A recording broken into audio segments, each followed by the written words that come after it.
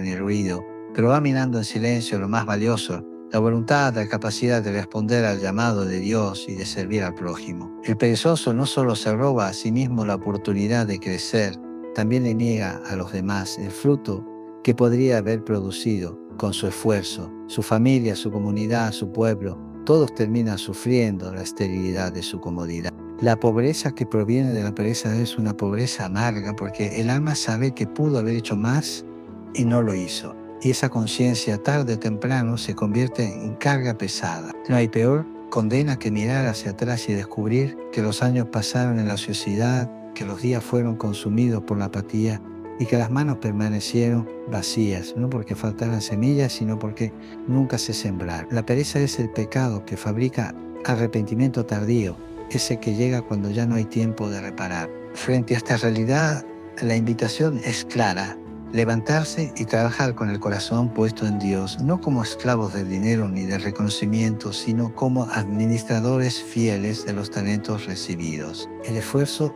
dignifica porque nos asemeja al Creador, que con su trabajo constante sostiene el universo. El hombre que trabaja con constancia participa de esa obra divina, construye, aporta, siembra esperanza. En cambio, el que se entrega a la pereza se aleja de esa comunión y termina adorando la nada. Por eso la Escritura advierte: el que no trabaja, que no coma, no como castigo cruel, sino como recordatorio de que el pan es fruto del sudor y que el trabajo es camino de redención. La pereza, en cambio, esclaviza el alma porque la convence de que la vida puede vivirse sin lucha, sin sacrificio, sin entrega, y eso nunca ha sido cierto. El hombre que no se levanta cada día a batallar por su sustento, por su familia, por su dignidad, va cediendo terreno a la pobreza hasta que ésta se convierte en su único amo.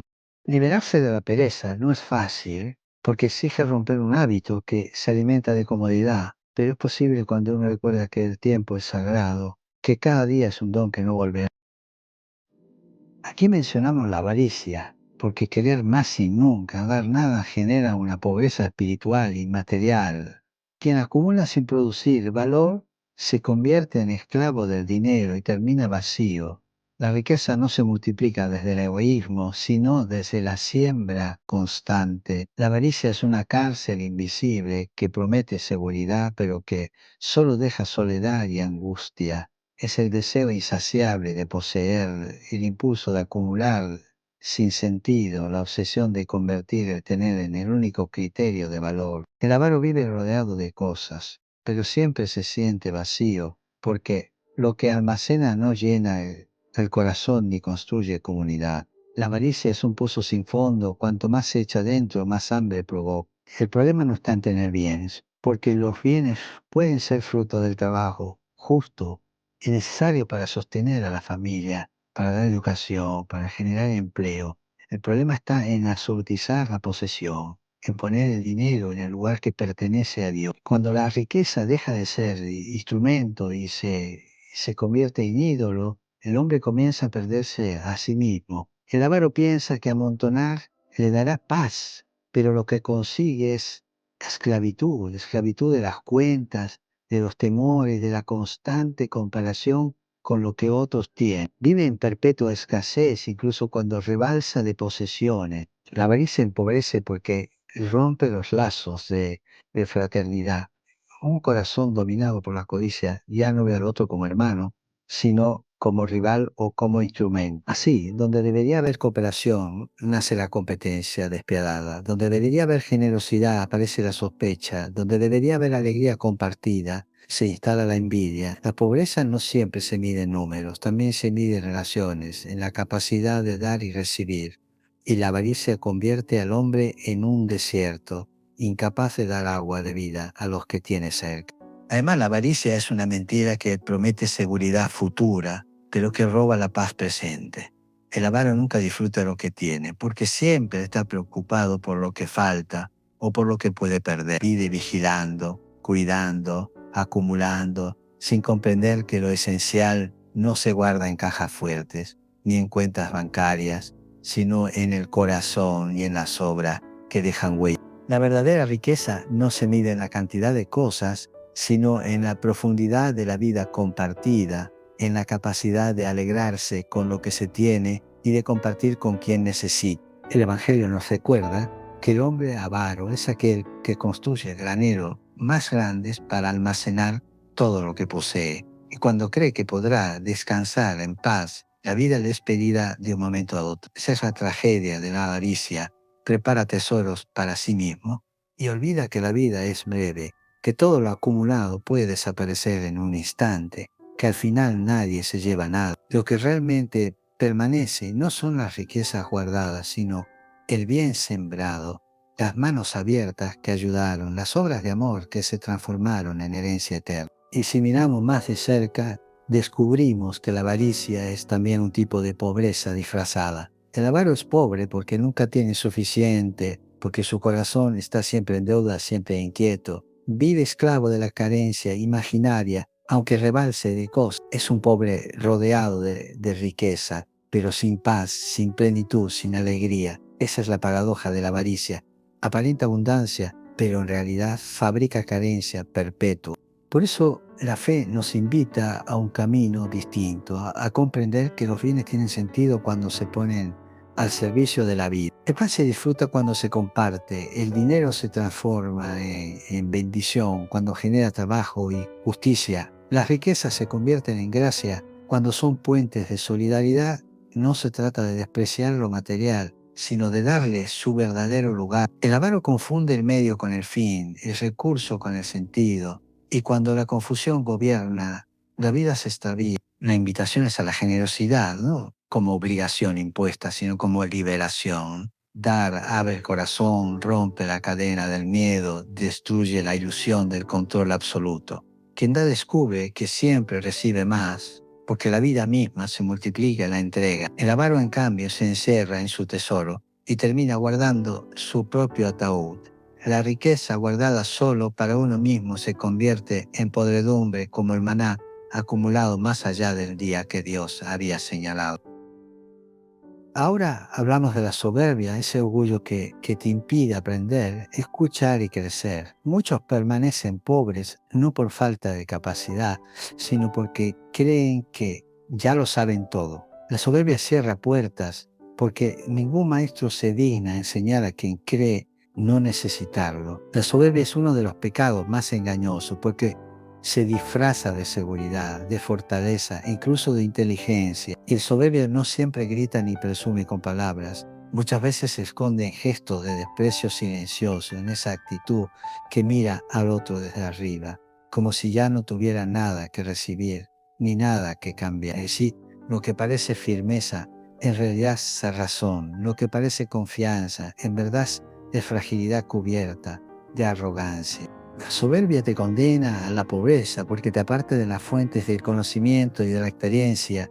Quien cree que no tiene nada que aprender ya está perdido, porque la vida es un camino de continua enseñanza. La soberbia levanta muros invisibles entre el hombre y la sabiduría, entre el trabajador y su oficio, entre el discípulo y el maestro. El humilde siempre progresa porque reconoce que falta mucho por recorrer. El soberbio, en cambio, se estanca porque confunde lo poco que sabe con todo lo que existe y en ese engaño se encierra y su vida se marchita. El orgulloso no escucha y al no escuchar pierde la riqueza que otros podrían darle. No es pobre porque carezca de talento, sino porque lo cierra dentro de sí mismo sin permitir que el consejo o la corrección nos afine. Una palabra justa o un consejo de quien ya caminó el mismo sendero podrían abrirle horizontes inmensos, pero el soberbio lo rechaza. Prefiere equivocarse 1000 veces antes que reconocer que otro tenía razón. Así, sus errores se acumulan, su camino se vuelve más torpe y su vida se empobrece. La soberbia no permite aprender y quien no aprende tarde o temprano queda en la miseria porque el mundo cambia y el que no se abre al cambio se queda atrás. La pobreza que genera la soberbia no siempre es material, aunque con frecuencia termina siéndolo. Es primero una pobreza del alma porque el soberbio vive aislado, incapaz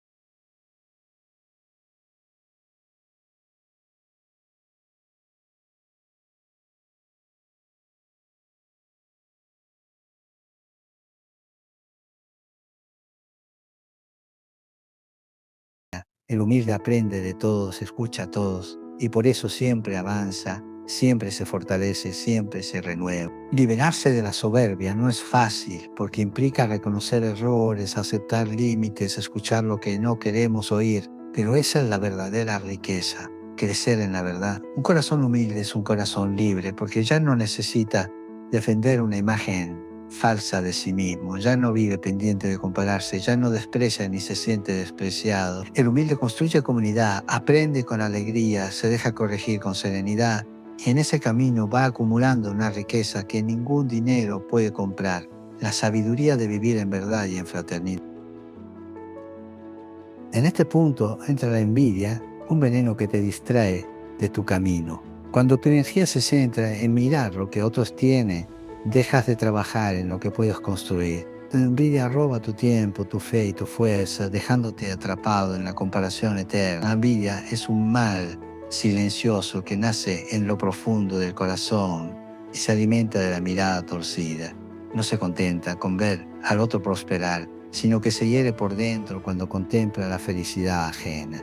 No es solo desear lo que otro tiene, sino entristecerse porque el otro lo posee. Y en ese sentimiento oscuro, el envidioso se empobrece doblemente, pierde la alegría de su propio camino y desperdicia la oportunidad de aprender del bien que observa en los demás. La envidia es pobreza del alma porque nace de una incapacidad de reconocer la propia dignidad. Quien se sabe amado por Dios no necesita compararse con nadie, porque entiende que su vida tiene un propósito único, un diseño irrepetible. El envidioso, en cambio, se mide siempre con la vara ajena y nunca alcanza paz. Su felicidad depende del fracaso del otro, ¿no? Y su tristeza se enciende con el éxito ajeno. Así, vive atado a un círculo de resentimiento que lo desgasta y lo encierra en amargura. El envidioso no disfruta lo que tiene, porque todo lo mide en relación con lo que ve en el prójimo. La envidia además paraliza. Mientras uno dedica su tiempo a observar lo que otro hacen, se olvida de trabajar en su propia vida. El envidioso gasta su energía en vigilar, murmurar, criticar, desear, pero no en construir. Y esa es la trampa que lo condena a la pobreza. Dedica más tiempo a mirar el jardín del vecino que a cultivar el suyo. Así cuando el vecino cosecha frutos, él solo tiene espinas y desierto. Y lejos de reconocer su error, se convence aún más de que la culpa es del otro. La envidia siempre pone fuera lo que en verdad nace dentro. La comparación constante que alimenta la envidia es un veneno moderno tan fuerte como en los tiempos antiguos. Hoy, más que nunca, el hombre se expone a vidas ajenas a través de imágenes, apariencias y promesas falsas. Se compara con lo que otros muestran, aunque en realidad sean espejismos. La envidia envenena porque roba autenticidad, porque empuja a vivir una vida que no es la propia, porque obliga a cargar con un peso que no corresponde. La vida deja de ser camino personal y se convierte en una competencia sin sentido. Y al final esa carrera no tiene meta, porque siempre habrá alguien con más, con mejor, con diferente. La envidia destruye relaciones porque rompe la fraternidad. Quien envidia no puede alegrarse del bien del hermano y poco a poco su corazón se llena de hostilidad. Lo que debería ser motivo de gratitud compartida se convierte en fuente de división. La envidia erosiona la amistad porque ya no hay sinceridad en el abrazo ni pureza en la palabra. El envidioso finge alegrarse, pero por dentro se consume. Ese doblez acaba destruyendo la confianza y sembrando desconfianza. El envidioso termina solo porque nadie puede vivir largo tiempo al lado de un corazón que se alegra con las desgracias y se duele con las alegrías. El Evangelio mismo nos muestra que la envidia puede llevar al odio y al crimen. Los líderes que entregaron a Jesús lo hicieron movido por la envidia, porque no soportaban su autoridad, su libertad, su influencia. Así también Caín mató a Abel, no porque le hubiera hecho daño, sino porque no soportaba que su sacrificio hubiera sido aceptado. La envidia lleva al extremo de querer eliminar al otro, no por lo que es, sino por lo que revela, un espejo incómodo de lo que no hemos querido trabajar en nosotros. Por eso la envidia no solo empobrece, sino que envenena hasta destruir. El remedio frente a la envidia es la gratitud y la confianza. Gratitud porque nos abre los ojos a lo que ya tenemos y muchas veces no valoramos. Cuando uno aprende a dar gracias por lo propio, la comparación se disuelve porque se descubre que también nuestra vida está llena de dones. Y confianza porque sabemos que Dios nos reparte con injusticia, sino con sabiduría. Lo que me toca no es menos que lo que toca al otro. Simplemente es distinto, porque mi camino no es el suyo. La fe nos libera de la comparación porque nos recuerda que la verdadera riqueza no está en tener lo que otros tienen, sino en ser fieles a lo que hemos recibido. La envidia se vence también con un ejercicio humilde, alegrarse por el bien ajeno. Al principio cuesta porque el corazón endurecido no quiere ceder, pero cuando uno decide alegrarse por la bendición del hermano, algo se rompe dentro. La dureza se convierte en apertura, el resentimiento en paz, y poco a poco el alma aprende que compartir la alegría multiplica la alegría. Así, el éxito del otro deja de ser amenaza y se convierte en inspiración. Lo ajeno ya no es rivalidad, sino espejo que invita a crecer. El corazón libre de envidia es un corazón capaz de amar sin medida. Por eso, librarse de la envidia no es solo una cuestión de carácter, es una batalla espiritual. Es reconocer que la vida no es competencia, sino misión. Que la riqueza no se mide en comparación con el otro, sino en fidelidad al propio llamado. Que nadie pierde cuando otro crece, porque la abundancia de uno puede convertirse en semilla para todos. El que vence la envidia descubre que su vida se expande, porque deja de desperdiciar fuerzas en la comparación y las dedica a construir. Y así rompe la pobreza que lo ataba y entra en la verdadera riqueza, la libertad de ser él mismo, en plenitud, en paz y en fraternidad. Después tenemos la gula, que no solo se manifiesta en el exceso de comida, sino también en el consumo desmedido de placeres y distracciones. Vivir en la gula es vivir gastando más de lo que generas. Es devorar lo que debería nutrirte y convertirlo en ruina financiera. La gula no se reduce a la mesa, aunque allí se muestre con claridad. Es una actitud del corazón que nunca sabe detenerse, que confunde abundancia con desorden, que transforma el don en abuso. El glotón no conoce la medida, no entiende de límites, y en esa incapacidad de moderar su apetito, convierte lo que era regalo en cadena. La gula es el hábito de quien recibe sin agradecer, de quien consume sin pensar en el mañana, de quien convierte la necesidad en capricho. La gula es enemiga de la templanza, que es virtud olvidada en nuestros tiempos. La templanza enseña a disfrutar sin esclavizarse, a recibir sin devorar, a valorar sin arrasar. Pero cuando falta, el hombre se deja llevar por el impulso y pierde el control de sí mismo. El resultado es un vacío más grande que el que intentaba llenar. Quien vive en la gula nunca queda satisfecho, come más de lo que necesita, compra más de lo que puede pagar, exige más de lo que puede sostener, y al final el cuerpo se enferma, la mente se agota y las cuentas se destruyen. La gula fabrica pobreza porque enseña a gastar el presente sin pensar en el futuro. El corazón dominado por la gula no sabe esperar y esa es su mayor ruina. Quiere todo ahora, sin medida y sin pausa. Pero la vida verdadera exige paciencia, sembrar, esperar la cosecha, cuidar el proceso. El glotón, en cambio, arranca los frutos antes de tiempo, rompe el ciclo natural de la abundancia y cuando llega el mañana ya no hay nada. Así funciona también en lo económico y en lo espiritual. El que devora sus oportunidades, que quema sus recursos, que gasta más de lo que tiene, termina vacío. No porque la vida sea injusta, sino porque su falta de templanza lo llevó a devorar lo que debía administrar. La gula también destruye la relación con los dones de Dios. El pan, que es símbolo de fraternidad y sustento, se convierte en simple objeto de consumo. El tiempo, que es sagrado, se desperdicia en distracciones interminables. La energía que debería convertirse en servicio se diluye en placeres efímeros. La gula es una falta de respeto al don, porque no reconoce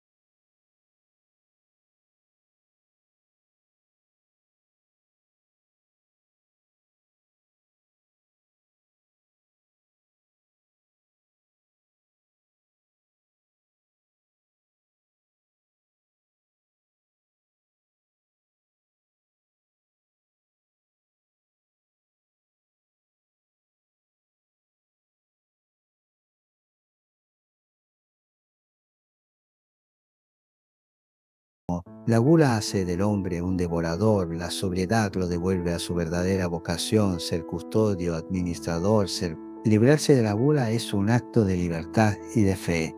Es reconocer que el corazón humano no se llena con exceso, sino con sentido, que la verdadera abundancia no está en tener mucho, sino en vivir bien, que lo que se guarda con egoísmo se pierde, y lo que se disfruta con medida se multiplica. La pobreza que nace de la gula se rompe cuando aprendemos a vivir con templanza, cuando nos atrevemos a decir basta, cuando descubrimos que el valor de la vida no depende de cuánto consumimos, sino de cuánto amamos, servimos y compartimos. Y esa libertad es la verdadera riqueza que ningún exceso podrá jamás dar.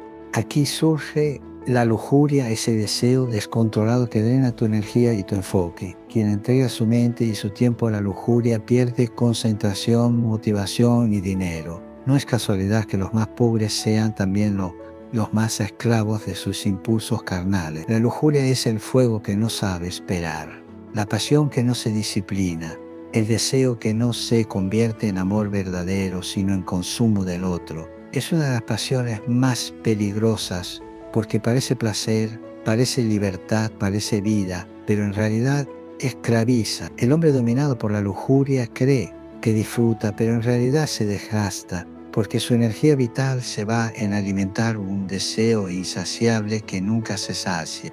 La lujuria empobrece porque fragmenta el corazón. Lo que debería ser donación, entrega, comunión, se convierte en búsqueda ansiosa de satisfacción inmediata. La persona ya no ve en el otro un rostro, una historia, un hermano, sino un objeto. Y cuando se mira al otro como objeto se pierde lo más sagrado, la dignidad. Quien reduce al prójimo a simple satisfacción, termina reducido él mismo a ser vacío, esclavo de pasiones que lo gobiernan. La lujuria convierte la grandeza del amor humano en simple mercancía.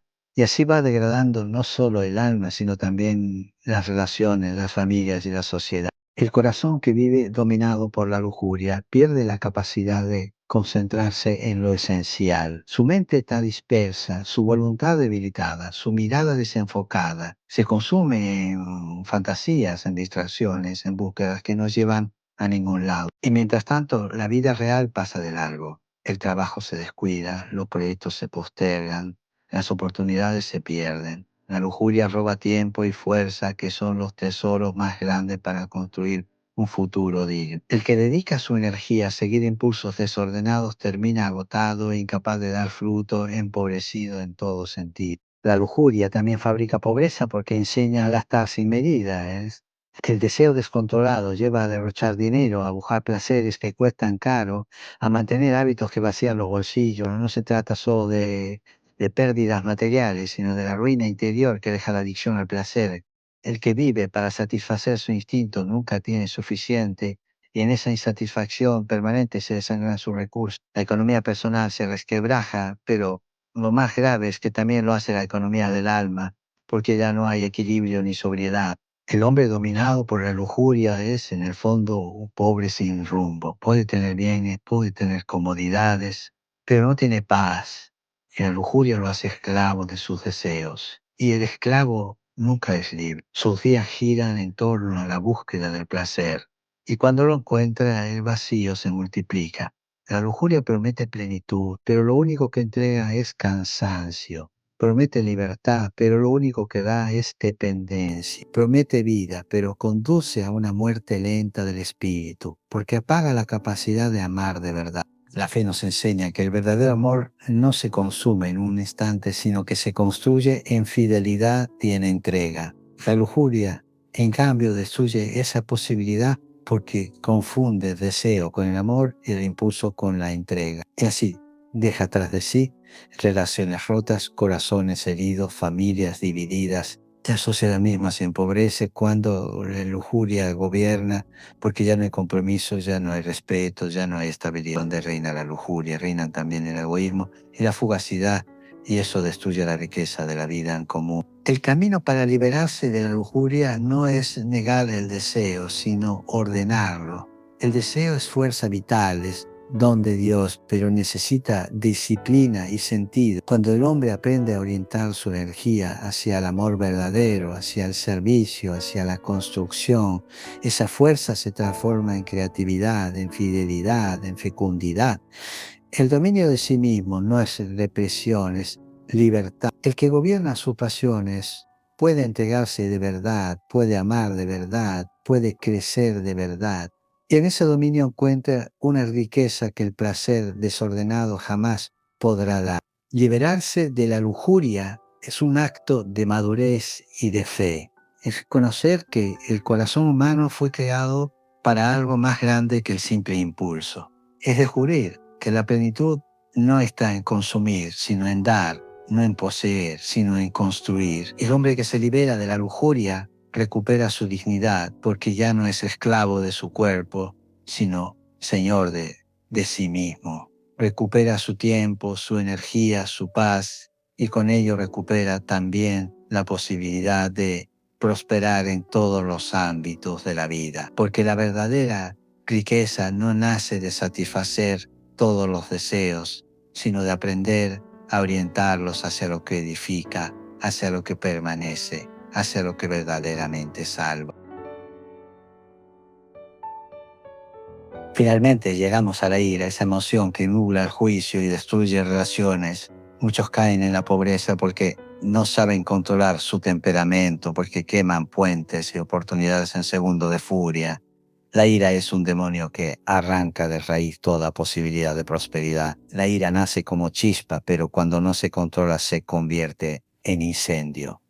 Al principio parece una reacción natural frente a la injusticia, al dolor o la frustración, pero pronto se transforma en una fuerza desmedida que arrasa con todo. La persona dominada por la ira pierde la capacidad de pensar, de medir consecuencias, de guardar silencio a tiempo, y así, en un solo instante, puede destruir lo que tardó años en construir. La ira empobrece porque rompe las relaciones más valiosas.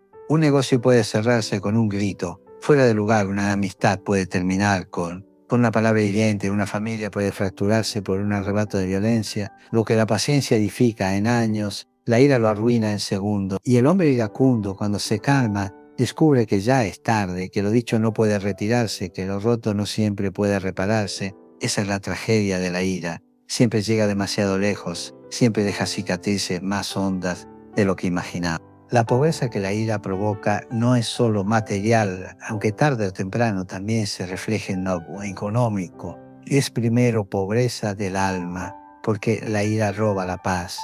El corazón iracundo vive en guerra, siempre al borde de la explosión, siempre desconfiado, siempre tenso. Quien vive así no puede disfrutar de la vida ni aprovechar con serenidad las oportunidades. La furia se convierte en un peso que aplasta, en un hábito que consume las energías que deberían usarse para trabajar, para amar, para servir. La ira es un gasto inútil que nunca produce fruto. Además, la ira ciega. El que se deja dominar por ella pierde claridad y se equivoca en sus decisiones. En la furia, el hombre habla sin pensar, actúa sin medir, juzga sin escuchar.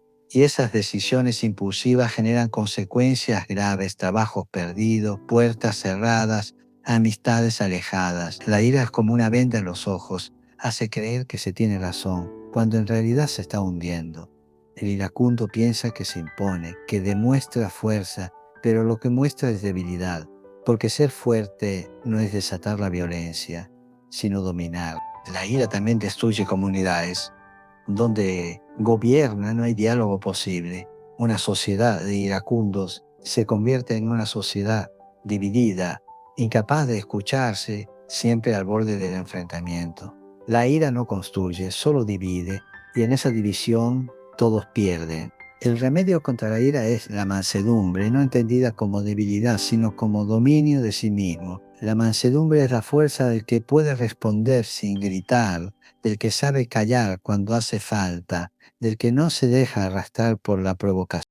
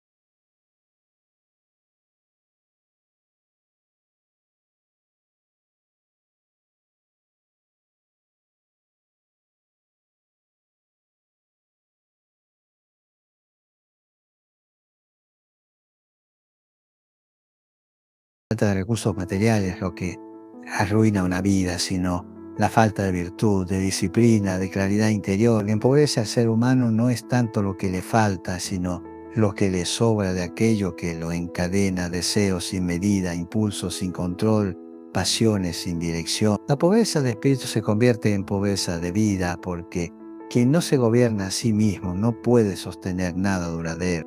La pereza nos mostró que el primer enemigo de la prosperidad es la inacción, ese dejar pasar los días sin sembrar, ese postergar eterno que destruye toda cosecha. La avaricia nos reveló que acumular sin dar no multiplica, sino que encierra y vacía. La soberbia nos advirtió que el orgullo cierra puertas que la humildad había abierto, y que el que se cree autosuficiente termina solo y estancado.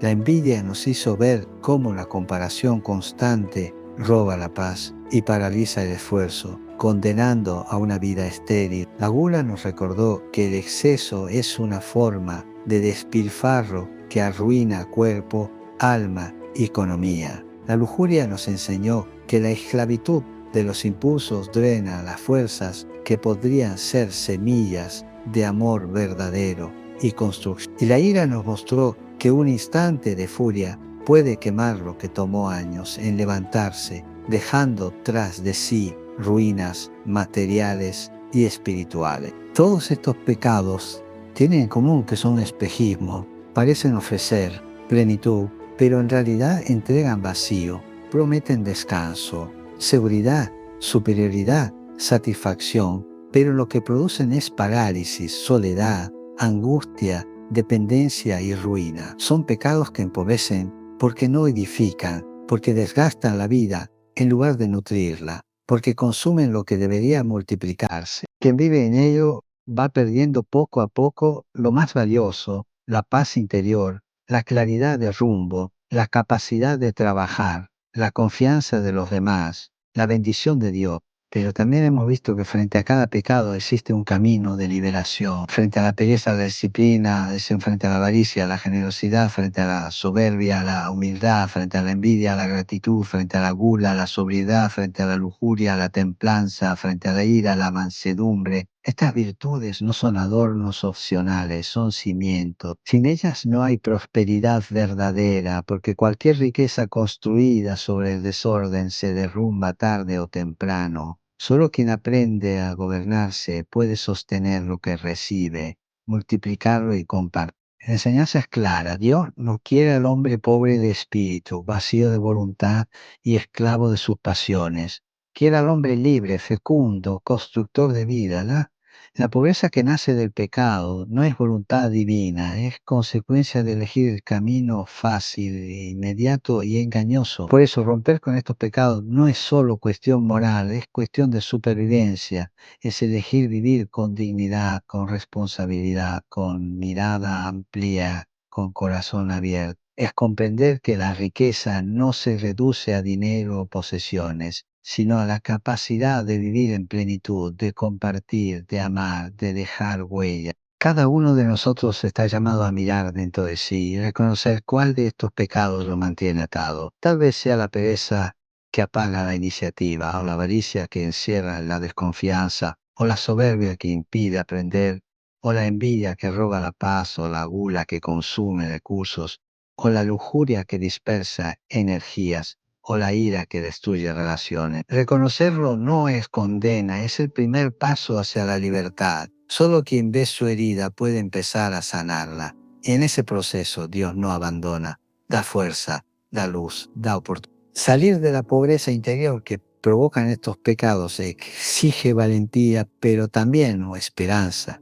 Valentía para disciplinar el deseo, para renunciar al exceso, para pedir perdón, para corregirse, para empezar de nuevo. Y esperanza para creer que otra vida es posible, que la gracia de Dios transforma, que cada día es oportunidad de levantarse y sembrar lo que ayer se dejó perder. El hombre que da ese paso empieza a experimentar una riqueza distinta. La riqueza de la serenidad, de la confianza, de la comunidad, de la paz interior. Esa riqueza es la base de toda prosperidad verdadera, porque lo que nace en el corazón ordenado se refleja tarde o temprano en todas las áreas de la vida. Así, después de recorrer este camino, entendemos que La pobreza no se vence acumulando, sino purificando. No se vence corriendo detrás de todo, sino aprendiendo a vivir con lo justo y lo verdadero. No se vence reaccionando con furia, sino construyendo con mansedumbre. No se vence deseando lo ajeno, sino agradeciendo lo propio. Estos 7 pecados nos muestran lo que debemos evitar, pero sobre todo nos recuerdan que siempre hay una alternativa. Cada pecado puede ser vencido con una virtud. Cada debilidad puede convertirse en fortaleza si se pone en manos de Dios. Esta reflexión es entonces una invitación a examinar la propia vida con honestidad, a reconocer que muchas veces la pobreza no viene de fuera sino de dentro, a creer que romper con estas cadenas es posible y que hacerlo abre la puerta a una vida más plena, más justa y más fecunda, porque el hombre que se libera de estos pecados no solo se enriquece a sí mismo, sino que se convierte en fuente de riqueza espiritual y material para los que lo rodean. Esa es la verdadera prosperidad, la que nace de un corazón libre, agradecido, sobrio, humilde, generoso, casto y pacífico. Y esa prosperidad nadie puede quitárnosla porque no depende del mercado, ni de las circunstancias, ni de los demás, sino de la fidelidad con que vivimos el don de nuestra vida.